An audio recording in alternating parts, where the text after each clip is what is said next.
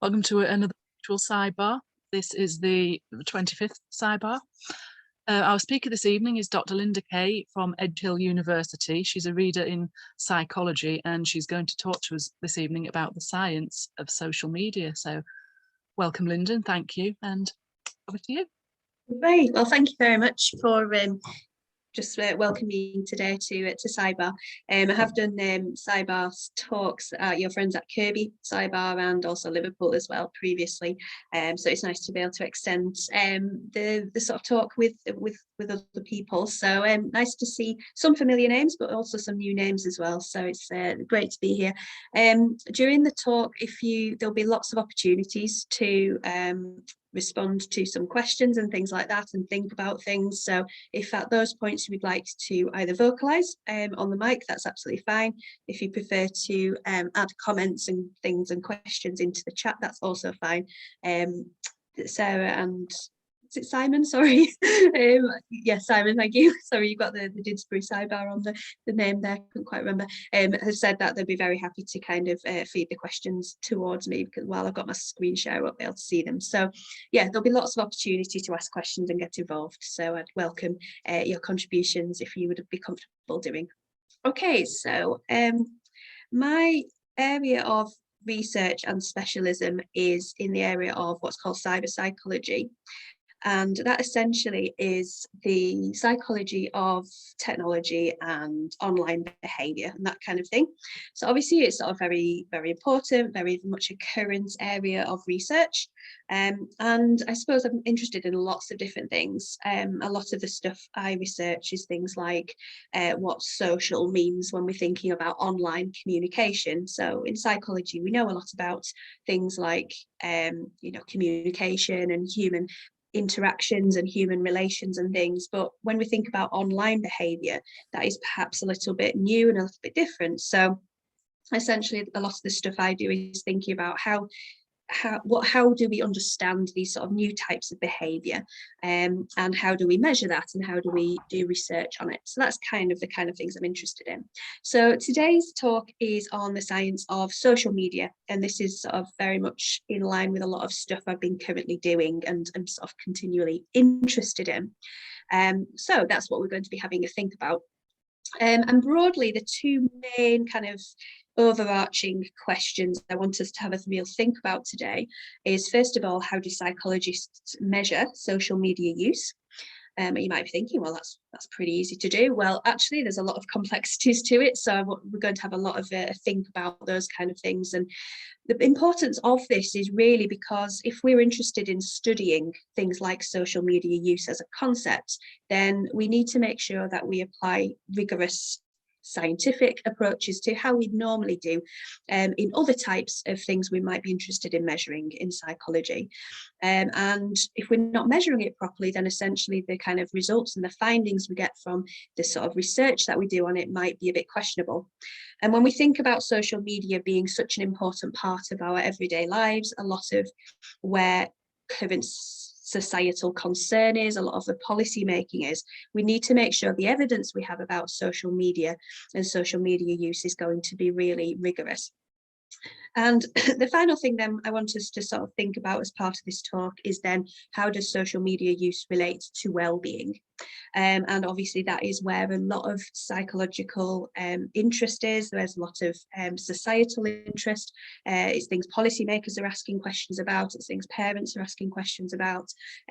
Practitioners are asking questions about. So I'm going to give a very kind of whistle-stop tour of the kind of prominent themes in that area as we go through. Okay. So the first question, and this is what I want you to have a little bit of a think about, and this is where I would welcome you to add any thoughts into the chat, or if you'd like to come on the mic, that's also fine. So have a think, do you use any social media sites? And the answer to that might be no, and that's fine. If it's no, then that actually makes this activity very much easier.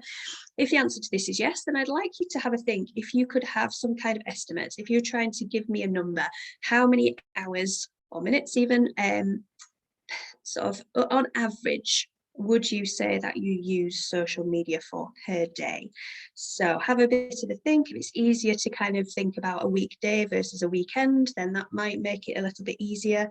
Right, so on average, how many hours or minutes would you say you spend on social media? Have a bit of a think. I'll give you about 30 seconds or so. If anybody at this point wants to come on the mic, they can. If not, throw your thoughts in the chat.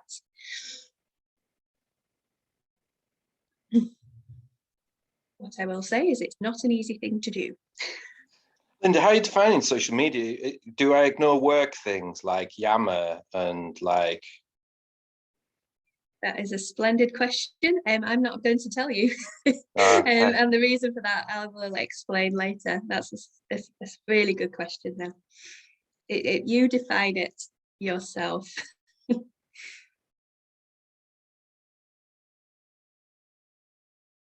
I can see the kind of notifications are popping up on the chat. So we got anything in there to report?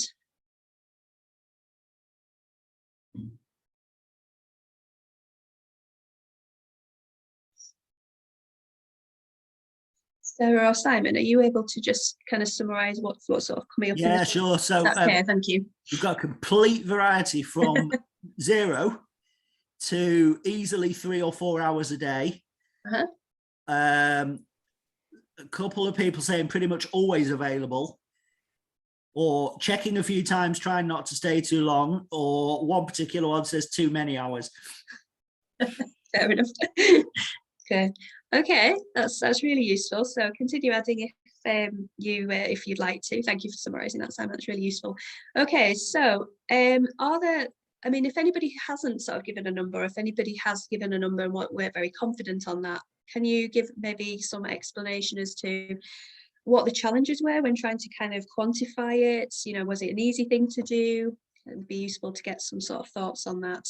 I mean, I think the question that was asked, sorry, I don't know who said it because I can't see who's asking questions, but it was a really good question. So, you know, what reference points were you using, for example? Did that make it difficult to kind of quantify? Interesting to hear people's thoughts. So the person who asked that question, for example, about how am I defining social media? What reference point did you use when you've been thinking about it? Like, it was me that put too many, Linda. It's Martin. So, Hi, Martin. I mean, when it gets to the point of being like crack, so things like Twitter, and you end up just realizing you're just looking at it all the time. I'm just like, this is not good. So try, you know, the way I've dealt with it in the past is just uninstall it, the app, and then put resistance in its place so that only go on it via the website and always log out.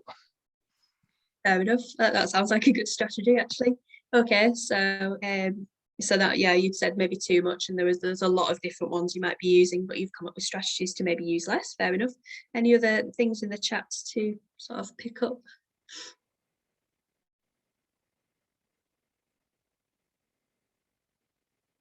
So there's an interesting point about active versus passive use. So it's not from me, it's from Christopher, but I would agree with this. I gave an estimate for active, but my own time is probably considerably more than that in just passive mode as well. Yeah, thank you. That's a really good point. Thank you, Chris. We're coming on to that a bit later, but you have raised a good point about being able to quantify it can be very difficult. So some of it might be how much time we're actually maybe paying attention or actually behaving, can't say the word, actually behaving, interacting with people on there. But sometimes that more passive use might be a lot more difficult to quantify. And, you know, some people, for example, might not have included that in their estimates, whereas some might have done. So I think that's a really good point. We will come on to those sort of behaviours a little bit later. So thank you for flagging that one. Any other final things before we move on to flag up at all in the chat?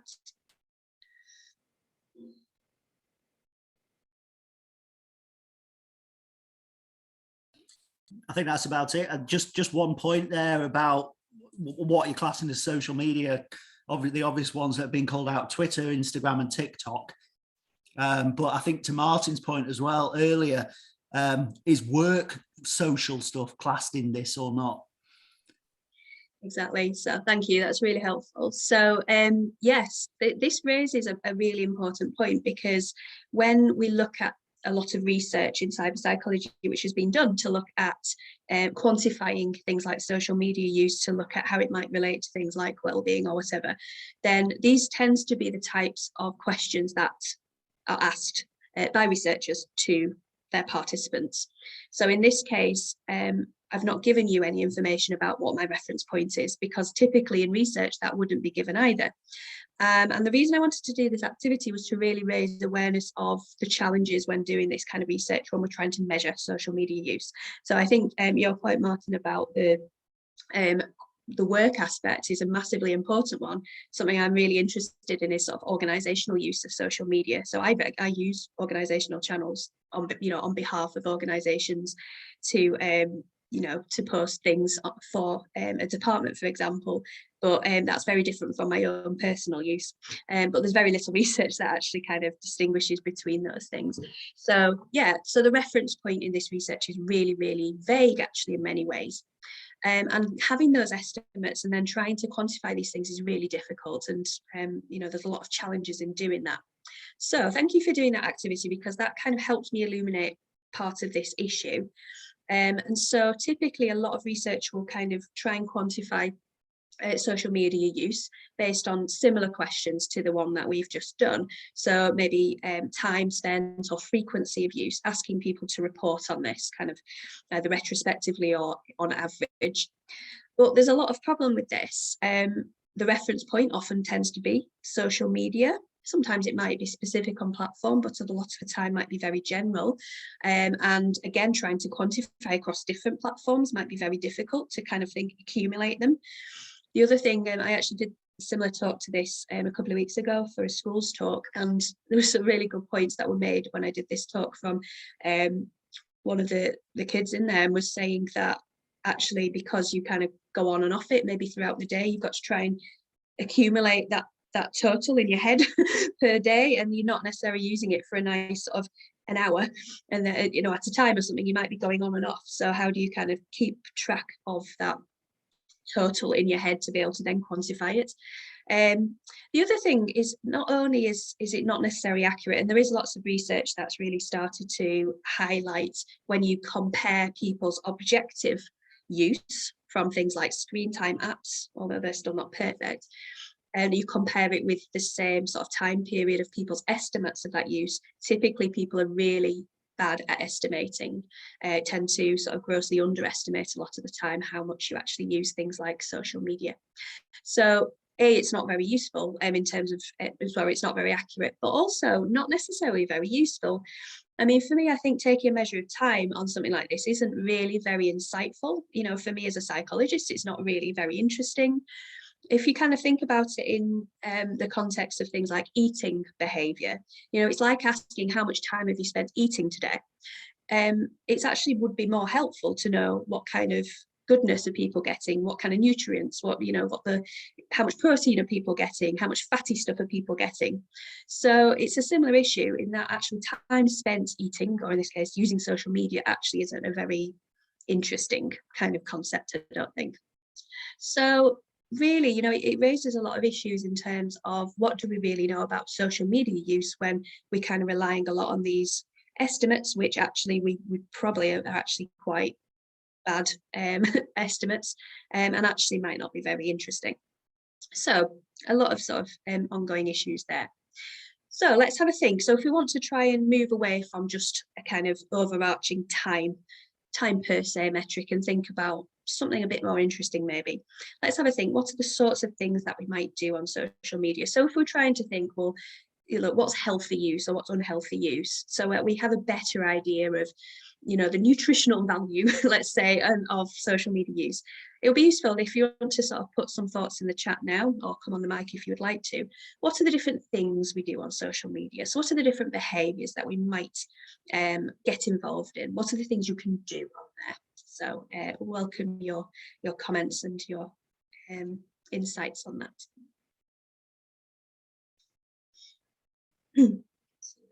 Comments are being popped in, which is good.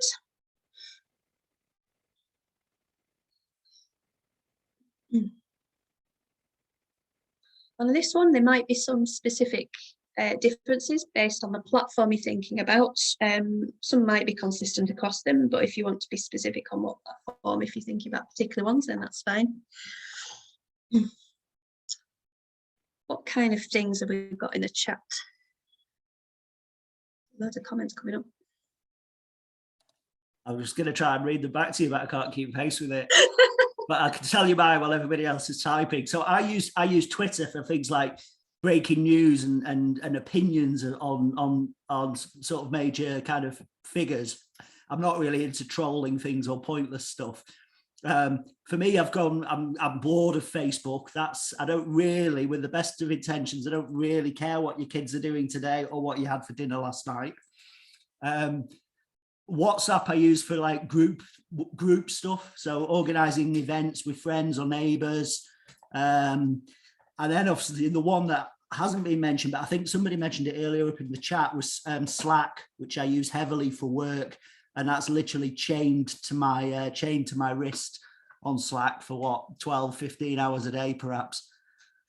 Some of the other ones in here, Yep. Some people do like trolling for pleasure.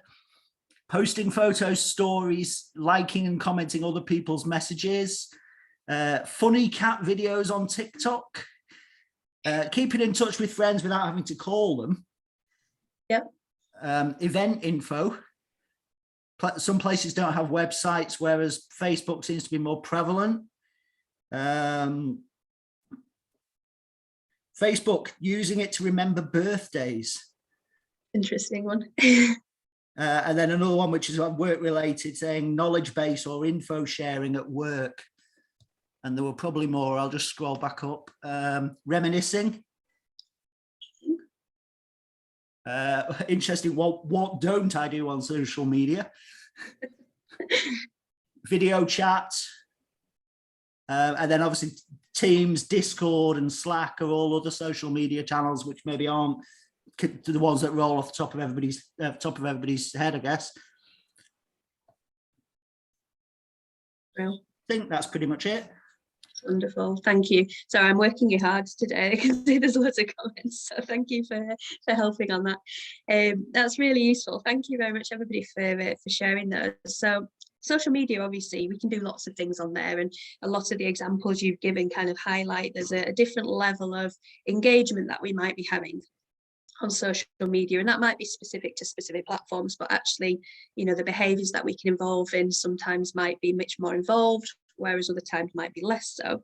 So this goes a little bit back to the comment that Chris put in the chat about the kind of active passive thing, and I think this is really important to think about, because, you know, the essence of, you know, how we experience social media is going to be our level of involvement in it, and maybe why we're using it. So we'll come to that a little bit later. But essentially, you know, social media is, you know, it's called social media, but, you know, I suppose the question is it really social? Now, what we know from, you know, core psychology in terms of things like communication theory is that when we're communicating with each other, we'll have a sender and a receiver, or in the case of social media, might be multiple receivers. But essentially, you know, to understand, you know, what the effects, for example, of social media might be, we want to have a better understanding of what the level of interaction or behaviour might be between people to answer this question about, is it really social? So this is something, you know, we've been doing bits of research on recently, and I'll showcase some of the research we've been done on this shortly. But this is basically a way of trying to visualize, and I've just put some indicative behaviors in these boxes, but obviously a lot of these correspond to a lot of the examples you've really given some nice examples of already. But I suppose when we're thinking about trying to answer this question, you know, what the level of involvement might be, we can move beyond sort of just thinking about active and passive of being just sort of two categories, and thinking active use of social media can mean lots of different things. So you know, we could be interactive. So somebody gave the example of video call, which is a very good example of a sort of high level of, you know, bi-directional, real-time interaction, sort of high level of kind of involvement and sort of socialness. Whereas we might have more less interactive, but still, you know, some level of socialness where we might be reacting to other people. So again, some people gave those examples in the comments. But then we might have this more passive use where we might more be observing. So we're not necessarily behaviorally interacting with another person, but we're more observing things. So what we're sort of trying to do is sort of move beyond just, a lot of the research tends to talk about active and passive, but what we're arguing is active actually is very broad and actually quite a vague kind of label. So we're trying to sort of distinguish specific behaviours that might sit under that. So interactive, broadcasting, and reactive maybe being some of those. So that's kind of where we're up to in sort of really trying to kind of research this with a little bit more clarity. So I'll come on to this in a little bit later. But this is important because when we think about these different types of use, you know, obviously these different types of behaviours are going to impact the kind of experiences we have, psychological experience, social experiences, and potentially the kinds of outcomes associated with social media. And actually, you know, this is where it might be important to look at specific platform differences. Some platforms inherently try and get people to be more social perhaps than others. And when we're sort of trying to answer this question about, you know, what the outcomes of things like social media use might be, it's really important to sort of break this down and maybe look at this through different lenses. So what content people are accessing. So that comes back to the question about how healthy is it? You know, what's the nutritional value of your social media use? You know, is it fatty or is it protein or is it, you know, is it healthy? But then there's also the question of how we're engaging, and this might be, you know, how much are we actually directly and behaviourally interacting with other people? What are the different behaviours we might be engaging in? Not just how much or how little we might be using it. And then why? So we'll come to that question a bit later, and that actually, the question about work actually kind of nicely fits under that actually. So that's good that that's been raised. So let's sort of, we'll come back to some of these issues because it does sort of impact on this next sort of section where we're thinking about answering this question: how does social media use relate to well-being? So typically in this area of research, we have sort of competing theories. What I will say is this area of research is very controversial. There's a lot of disagreement, a lot of mixed evidence. It's a very difficult area of research to navigate. A lot of times social media use has been measured in very different ways based on a lot of the complexities we talked about earlier. So getting a kind of one answer to this isn't always very easy. But typically, sort of historically, the kind of left diagram there sort of illustrates what those kind of more historical approaches to this area have been. And this isn't just in relation to social media, this relates to technology use more generally. So historically, people would be citing that, you know, the time spent using technology is displacing time away from doing more healthy or meaningful activities. It's displacing time that you might be spending with your friends, and therefore you're going to have a negative cascade impact on well-being. So it's the more you use it, the less healthy you are, basically. However, more recent kind of approaches to this have kind of thought more about the opportunities in terms of something like social media. So it talks about what it calls a digital Goldilocks hypothesis, where there might be a kind of optimum level of social media use. Now, I've not put any kind of actual values on there about what that optimum amount of time is, because it might go in hand with this kind of what and the how and the why issue. But essentially, if you use it too little, you might be missing out on important social opportunities to interact and engage with your friends. On the same time, if you use it too much, you might be missing out on maybe more offline opportunities with friends, but there might just be a kind of nice, neat optimum point where using social media for X amount of time is actually good for well-being, the optimum level. So a lot of the research has sort of shifted around these kind of ideas.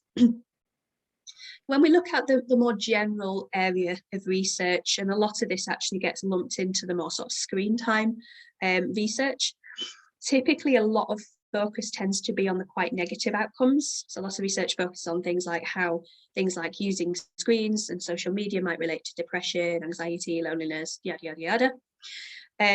But there's a kind of commentary on that suggests that when, you know, if you look across that area of research, the evidence is just so mixed and very, very difficult to interpret.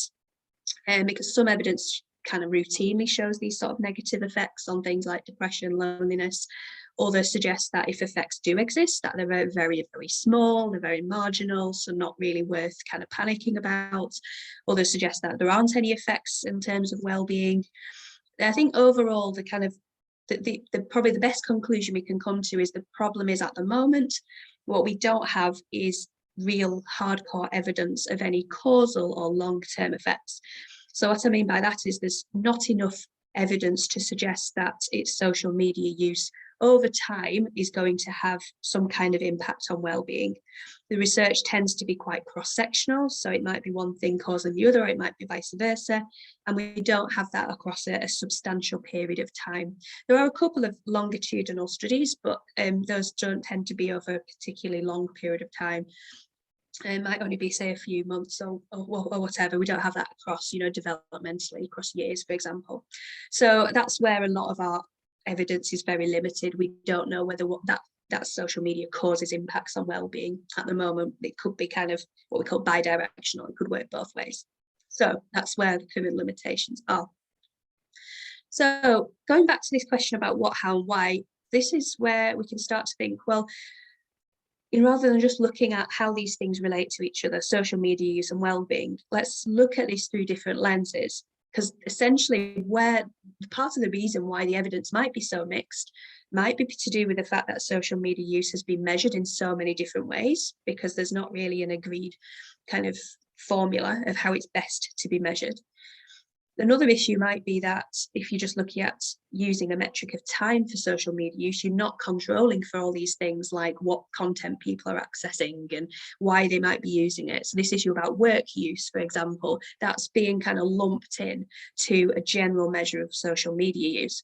So it's not surprising really that the findings are so mixed, because people's reference points when they're filling in these surveys are going to be so muddled. So, it's not surprising that the evidence is so difficult to navigate. So let's kind of break it down a little bit between what the literature's been kind of done on some of these different things. So the what question, what content are we accessing? So when we look at this area of research, we tend to find, in terms of big themes, research either tends to focus on more image-based social media, so things like Instagram, sort of photo-based platforms, or video-based ones like TikTok, or tends to look at the kind of online harm, so things like cyberbullying, trolling.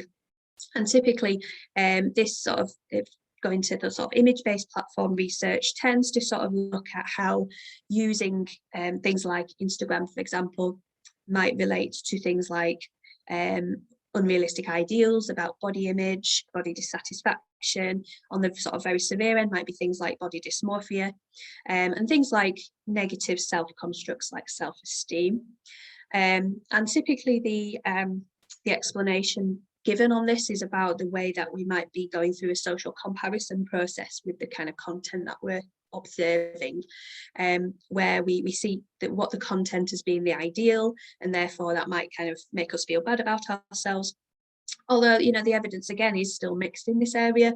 Well, the research suggests that particularly for adolescents who might be using these platforms, actually it can provide additional opportunities to present yourself in the way that you'd like to present yourself, might support friendship development. So again, if you think about it in key transition points in development, like starting university, this could actually be quite an interesting healthy time point to be kind of thinking about identity and expression. And other research that suggests there might not necessarily always be negative outcomes. I just realised Chloe, I see, is on the call. Chloe has done research on this. She's got a fantastic review on a lot of this stuff. So I might try and find that and put that in the chat later, because she's done some great review work around this. So that's the sort of general kind of very broad stroke area of research on this.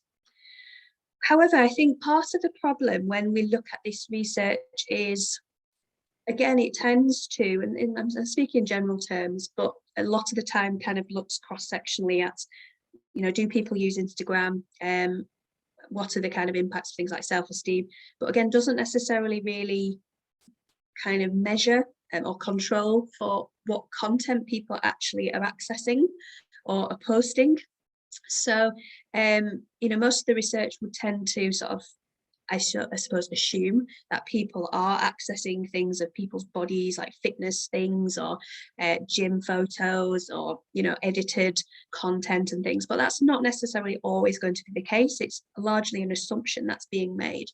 You know, we engage with a lot of different types of content. I know my Instagram feed, for example, typically is lots of people's pets or landscapes from local photographers and things. You know, I don't follow any kind of celebrity accounts or anything like that. So, you know, it's kind of making the assumption that we're going to have these negative outcomes because it's assuming that we're going to be just engaging in those kind of more idealistic images of bodies and things. So I suppose we kind of need to do more, I think, in this research to maybe control for the types of content a little bit more. So some research has actually made really good use of what we call code books. So actually doing an analysis of the content that people see, and then being able to control for that a little bit better in this research. So I think that for me is generally an observation across a lot of these studies on this. Okay. I can see that a couple of comments have been made because the kind of count on the chat's going up. Is there anything particularly to flag up at all? That was me, Linda. It might be a question for the end, to be honest. It was just a general question rather than break your flow just now. Okay, that's fine. Thank you. Okay, so that's the kind of what aspect, and again, a very big, you know, broad stroke. This is the general kinds of things that lots of people tend to focus on in this area of research. The how, this is the kind of going beyond this kind of active passive kind of thing.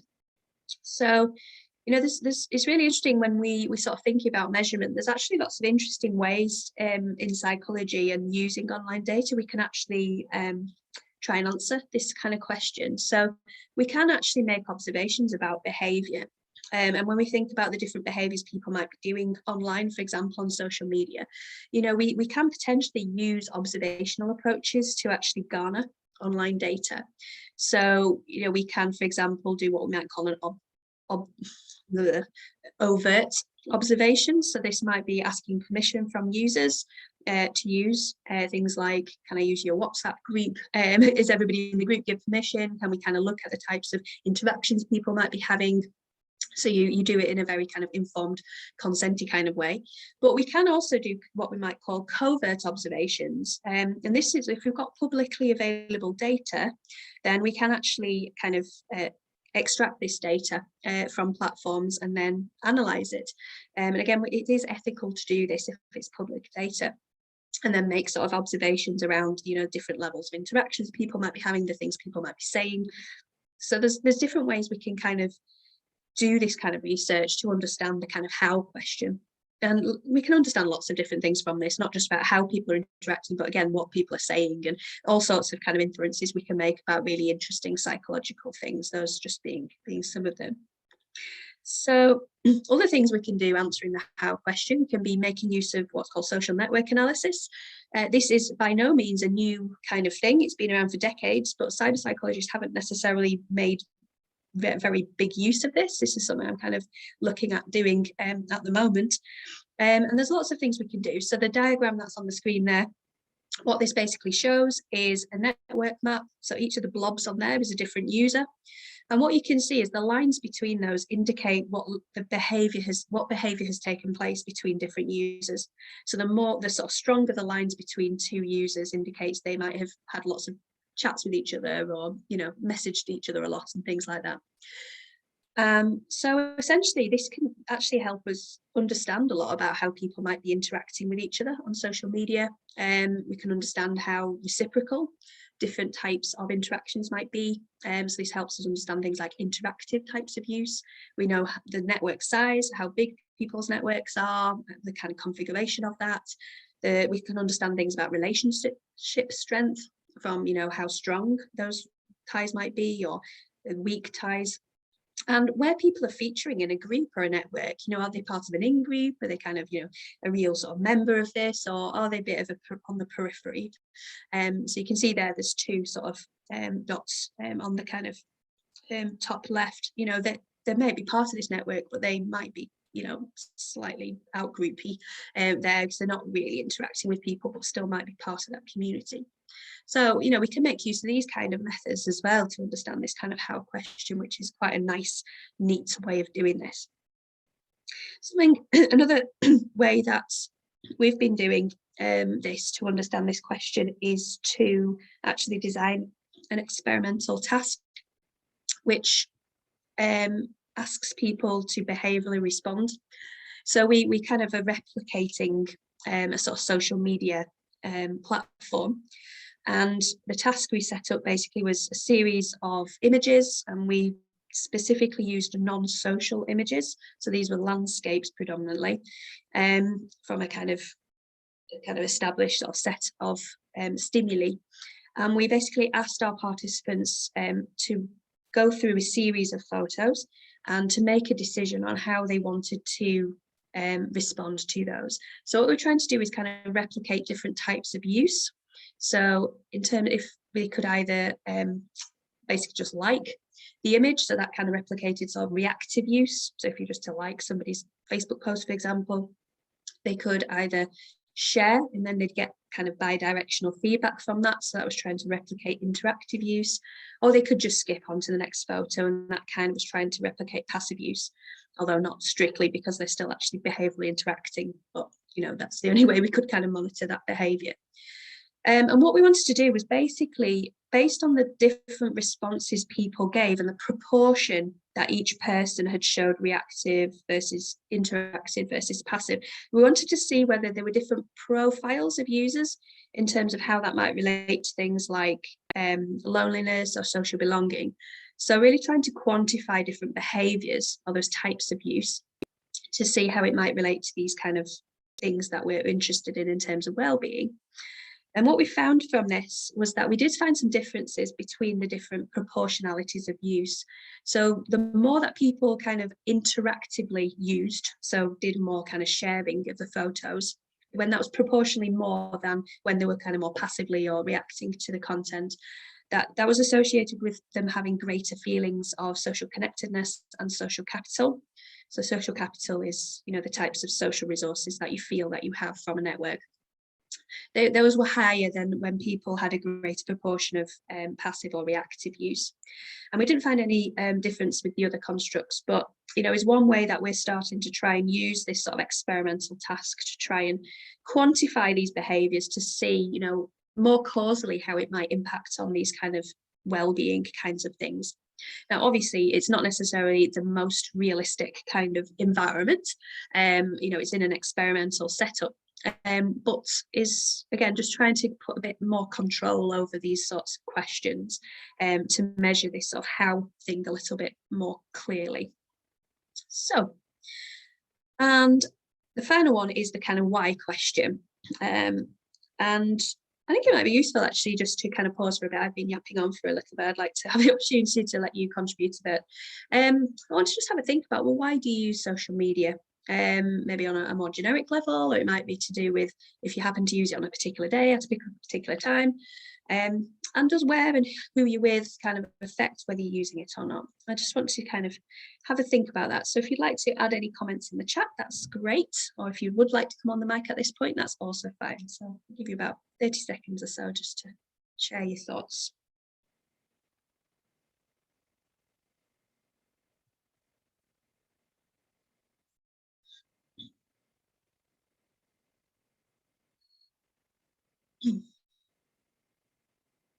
This is where the question about work social media use is going to be quite important. So, yeah.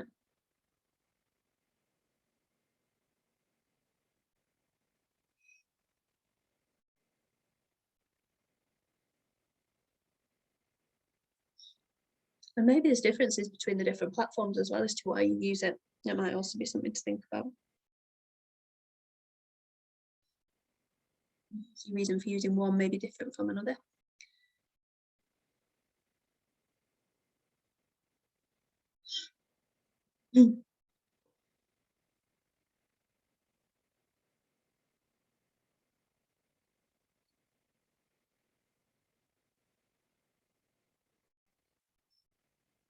See a couple of comments being added. Is there anything in there?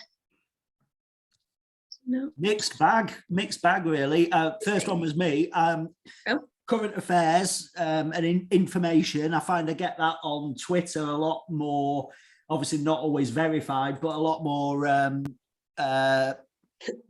earlier than you would perhaps get articles on the BBC News, for example. I also use it quite heavily for coordinating work. That's Slack in particular. Other comments coming from other people are keeping in touch with families, especially those who don't live locally, connecting with people and networking, and also another one, finding out news and information. Here's an interesting one. It's a link to the outside world, and I use it to take a break from work. Couple more for boredom. FOMO, which is fear of missing out, for those who aren't into TLAs, although that's 4 letters.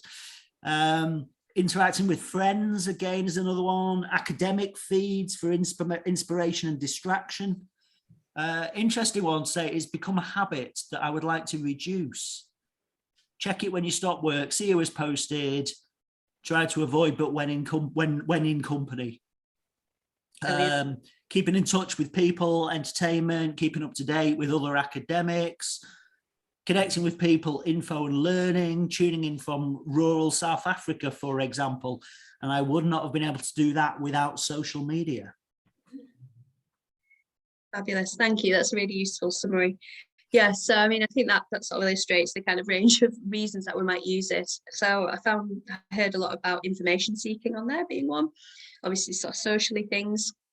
The boredom one, that's interesting. I think what's really interesting when you ask this question is there's different reasons based on why you might have chosen to initiate and use a particular platform, you know, that you might just want to not be the only person who's not using it.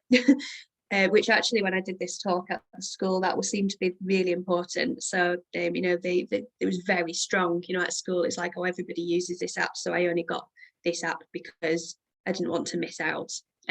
Might become less important as we get older, maybe, but still important. But then there might be these motivations for using it at a particular time point. So the boredom one, for example, and entertainment are really good examples where what might initiate us to use it at a particular time point. So when we think about our reasons for using social media, we have these kind of broader overarching reasons, and that might be things like FOMO on a kind of big level, but then there might be a particular time I'm just happen to be sitting on the bus and I'm bored, so I'm now just going to open the app and use it. Somebody mentioned about habitual, which is a really interesting one. So there might not be any particular reason for using it, and we just get into this habit of checking or opening an app. And I think a lot of this is to do with the devices we tend to access social media on. So obviously we a lot of the time tend to access it now on smartphones, not always, but mainly. And I think that it does sort of ingrain a bit more habitually. And this really nicely links to the point that was made by Martin right at the beginning about removing it. Sorry, I can't remember if it was Simon or Martin who said it. Might have been Simon on behalf of Martin, sorry if I've got that wrong, about removing an app because it was maybe the actual device itself that's become habitual. So I think there's some really interesting thoughts there about what drives our behaviour. And that brings up another question about, you know, if when we are using it so habitually, going back to that initial issue about how we measure this, if it's become so habitual as a behaviour and we're not necessarily consciously or really fully aware that we're using it and how long, then how on earth are we going to retrospectively then report that if a psychologist comes up to you and asks you the question, how much do you use social media? So, you know, I think the habitual thing's a really interesting one. So yeah, I think another issue there could be the things that we talked about before about work use of social media. You might just use a particular platform because you have to run it for work, or you're doing it on behalf of somebody. Again, that doesn't tend to get distinguished very well.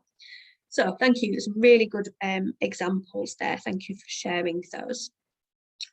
Linda, there was one more that yes, came afterwards, which I find quite interesting.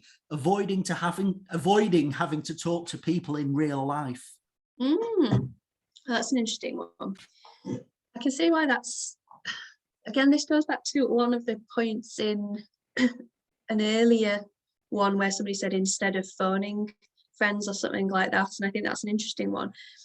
Sometimes that can be really useful, is keeping in touch with people without having to dedicate a specific block of time to contact people. I know I do that quite a lot with people who are in different time zones, because finding a time where you're both free at a particular point in time can be really difficult. So social media is quite useful for keeping a connection going where it's difficult. But that, yeah, I have, you know, that might be entirely different from the point that's being raised. But yeah, so there might be lots of different reasons we want to avoid speaking to people.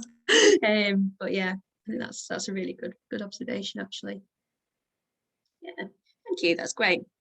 So, I mean, yeah, there might be lots of different reasons we use social media.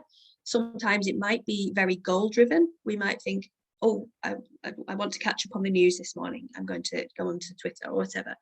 Might just be generally to feel connected. Might be this more generic kind of, I'm just trying to occupy time and I can't be bothered doing anything else.